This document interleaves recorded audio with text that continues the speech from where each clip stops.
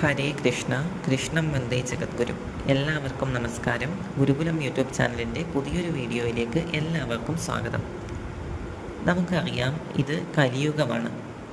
ഭഗവാൻ നമ്മെ രക്ഷിക്കുവാൻ അല്ലെങ്കിൽ ഭക്തന്മാരെ സംരക്ഷിക്കുവാനൊക്കെ തന്നെ ഒരുപാട് രീതികളിൽ ഭൂമിയിൽ അവതരിച്ച കഥകൾ നമ്മൾ കേട്ടിട്ടുണ്ട്.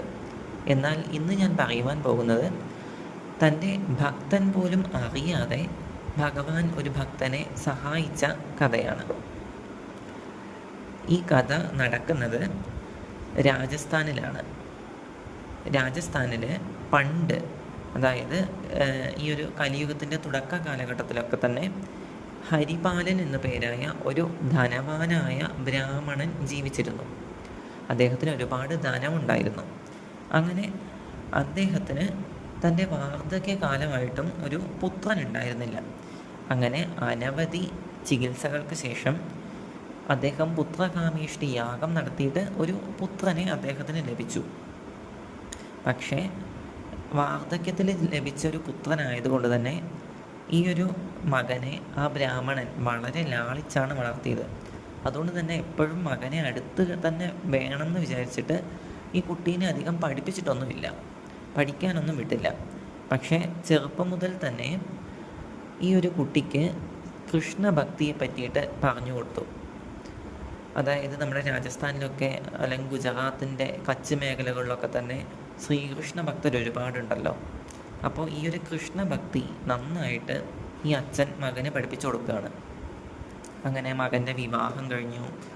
ചെറുപ്പം മുതലേ തന്നെ മകൻ മഹാവിഷ്ണുവിൻ്റെ അഥവാ ശ്രീകൃഷ്ണൻ്റെ നാമത്തിൽ അനേകം സാധുക്കൾക്കും സന്യാസിമാർക്കുമൊക്കെ തന്നെ, അതുപോലെ തന്നെ വിഷ്ണു ഭക്തർക്കൊക്കെ ഭക്ഷണവും അതുപോലെ വസ്ത്രവും ഒക്കെ ദാനം ചെയ്യുമായിരുന്നു. അങ്ങനെ ഇരിക്കെ ഈ ഒരു ഹരിപാലൻ എന്ന് പറയുന്ന ആ ഒരു ബ്രാഹ്മണനും തൻ്റെ പത്നിയും മരിച്ചു പോവുകയാണ്. പിന്നീട് ഈ ഒരു പുത്രനും പുത്രൻ്റെ ഭാര്യയും മാത്രമാണ് വീട്ടിലുണ്ടായിരുന്നത്. അങ്ങനെ ഇരിക്കെ തൻ്റെ എല്ലാ സ്വത്തും ഈ ഒരു പുത്രൻ വിഷ്ണു ഭക്തർക്ക് വേണ്ടിയിട്ട് ത്യജിക്കുകയാണ്. എങ്ങനെയാണെന്ന് വെച്ച് കഴിഞ്ഞാൽ, വീട്ടിൽ ഏതെങ്കിലും വിഷ്ണു ഭക്തർ വന്നു കഴിഞ്ഞാൽ അപ്പം തന്നെ അവരെ സൽക്കരിച്ച് അവർക്ക് വേണ്ട സൗകര്യങ്ങൾ ചെയ്തു കൊടുക്കുക. അതുപോലെ തന്നെ അനേകം സാധുക്കളെയും സന്യാസിമാരെയും സംരക്ഷിക്കുക.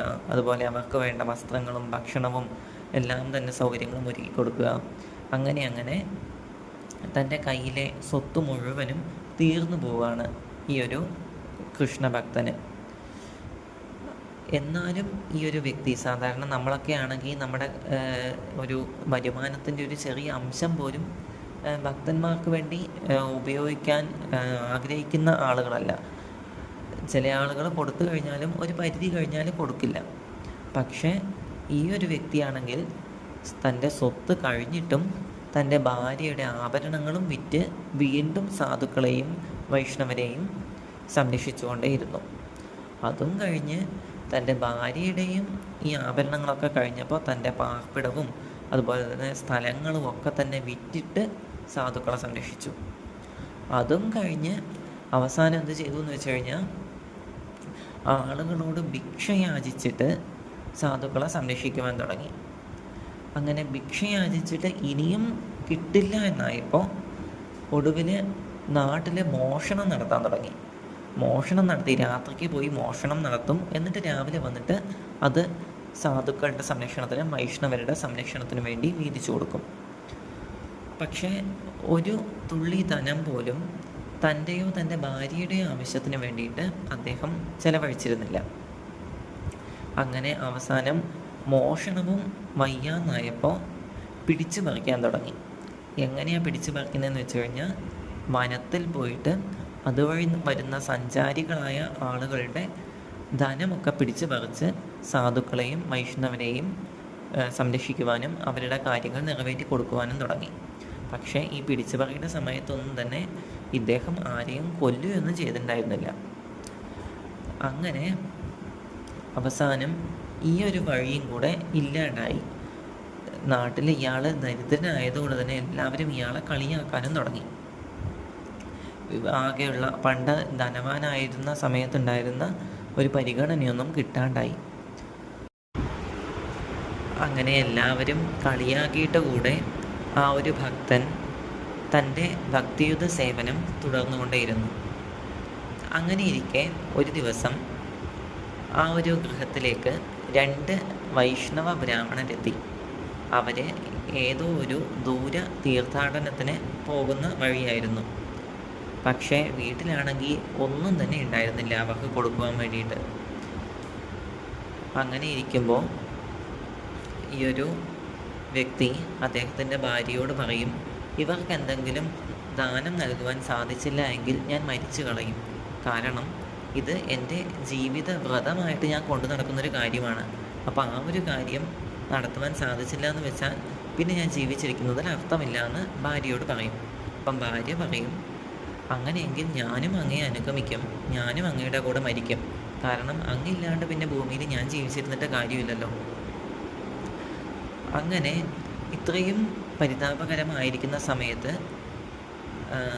ഈ ഒരു ഭാര്യ ഭർത്താവിനോട് പറയും, അങ്ങനെയെങ്കിൽ അങ്ങ് അവരോട് സ്നാനം ചെയ്തിട്ട് വരാൻ പറയൂ. അപ്പോൾ അവർ പോകുന്ന തക്കത്തിന് നമുക്ക് മരിക്കാനുള്ള ഏർപ്പാടുകൾ ചെയ്യാമെന്ന്. അങ്ങനെ ആ ഒരു ബ്രാഹ്മണൻ വന്നിരിക്കുന്ന 2 അതിഥികളോടും സ്നാനം ചെയ്തിട്ട് വരുവാൻ വേണ്ടി ആവശ്യപ്പെട്ടു. അങ്ങനെ അവർ സ്നാനം ചെയ്യുവാൻ പോയ തക്കത്തിന് അവിടെ ഒരു അത്ഭുതം നടക്കുകയാണ്. ശ്രീകൃഷ്ണ ഭഗവാൻ തൻ്റെ ഭാര്യയായ രുക്മിണീ ദേവിയുടെ കൂടെ 2 വൈശ്യ ദമ്പതികളുടെ രൂപത്തിൽ, അതായത് ഒരു വൈശ്യ പുരുഷനും സ്ത്രീയുടെയും രൂപത്തിൽ, ആ രുക്മിണീ ദേവിയാണെങ്കിൽ ദേഹമാസകലം സ്വർണ്ണമാല ഇട്ടുകൊണ്ടും കയ്യിൽ ഒരു മുദ്രമോതിരം ഇട്ടുകൊണ്ടും വരികയാണ്. എന്നിട്ട് ഈ ഒരു ബ്രാഹ്മണനോട് ആവശ്യപ്പെട്ടു, ഞങ്ങൾ ദൂരയാത്രയ്ക്ക് പോവുകയാണ്. അപ്പം നാട്ടിൽ നിന്ന് എല്ലാവരും പറയുകയുണ്ടായി, ഈ വനമേഖലയിലൂടെ പോകുമ്പോൾ ഒരു പിടിച്ചു പറിക്കുന്ന ഒരാൾ നിങ്ങളെ ആക്രമിക്കാൻ സാധ്യതയുണ്ട്. അപ്പോൾ ഞങ്ങൾക്കൊന്ന് കൂട്ടുവരുമോ എന്ന് ചോദിച്ചുകൊണ്ടാണ് ഈ ഒരു ശ്രീകൃഷ്ണ ഭഗവാൻ ഈ ഒരു ബ്രാഹ്മണൻ്റെ വീട്ടിലേക്ക് വരുന്നത്. മാത്രമല്ല അങ്ങേക്ക് പ്രതിഫലമായിട്ട് കുറച്ച് സ്വർണവും ഞങ്ങൾ തരാമെന്ന് പറയും. പക്ഷേ മാർഗമധ്യത്തിൽ ഒരു വനത്തിൻ്റെ നടുവിലെത്തിയപ്പോൾ ഈ ബ്രാഹ്മണൻ ഈ 2 വൈശ്യ ദമ്പതികളെയും ആക്രമിക്കും. എന്നിട്ട് പറയും, നിങ്ങളുടെ കയ്യിലുള്ള സകല സ്വർണവും എനിക്ക് തരണം എന്ന് പറയും. അപ്പോൾ ഈ കൃഷ്ണനും രുക്മിണീ ദേവിയും തങ്ങളുടെ കയ്യിലുള്ള സകല സ്വർണവും ഈ ഒരു വൈശ്യന് കൊടുക്കും. പക്ഷേ കലിയുഗം ആയതുകൊണ്ട് മുന്നിൽ പ്രത്യക്ഷപ്പെടുകയുമില്ല. അങ്ങനെ ഭഗവാന്റെ ഈ ഒരു ഗിഫ്റ്റ് പോലെ ഇത്രയും സ്വർണം കൊടുത്തതുകൊണ്ട് പിൽക്കാലത്ത് ഇദ്ദേഹം ഈ സ്വർണമൊന്നും തന്നെ തങ്ങളുടെ ആവശ്യത്തിന് ഉപയോഗിക്കാതെ വരുന്ന വൈഷ്ണവ ബ്രാഹ്മണന്മാർക്കും അതുപോലെ സാധുക്കൾക്കുമൊക്കെ സൗകര്യങ്ങൾ ചെയ്യുവാൻ വേണ്ടിയിട്ട് ഉപയോഗിക്കുകയാണ്. അപ്പോൾ ഇതാണ് കലിയുഗത്തിലെ ഭഗവാന്റെ ലീല എന്ന് പറയുന്നത്. നമ്മളെ എല്ലാവരെയും ഭഗവാൻ നമ്മുടെ ആവശ്യത്തിന്, അതായത് നമ്മൾ ഈ ഒരു ബ്രാഹ്മണൻ ഇവിടെ ചെയ്തിരിക്കുന്നത് തൻ്റെ സേവന മനോഭാവത്തിലൂടെ ഭഗവാനെ ഭക്തിയുത സേവനം ചെയ്ത് ഭഗവാനെ പ്രീതിപ്പെടുത്തുകയാണ് ചെയ്തത്. നമ്മളൊക്കെ ചെയ്യുന്നത് എന്താ, ജപത്തിലൂടെയും അല്ലെങ്കിൽ നമ്മുടെ കർമ്മത്തിലൂടെയും അങ്ങനെ ഒരുപാട് ഭക്തിയുത സേവന മാർഗങ്ങളുണ്ടല്ലോ. അപ്പോൾ ഈ രീതിയിലൊക്കെ നമ്മൾ ഭഗവാനെ പ്രാർത്ഥിക്കുകയാണെങ്കിൽ ഈ കലിയുഗത്തിൽ ഭഗവാൻ ഏതെങ്കിലും ഒരു രീതിയിൽ നമ്മളെ സംരക്ഷിക്കുവാൻ വേണ്ടി തീർച്ചയായും വരുന്നതാണെന്ന് ഈ അവസരത്തിൽ ഓർമ്മിപ്പിക്കുകയാണ്. നന്ദി, നമസ്കാരം.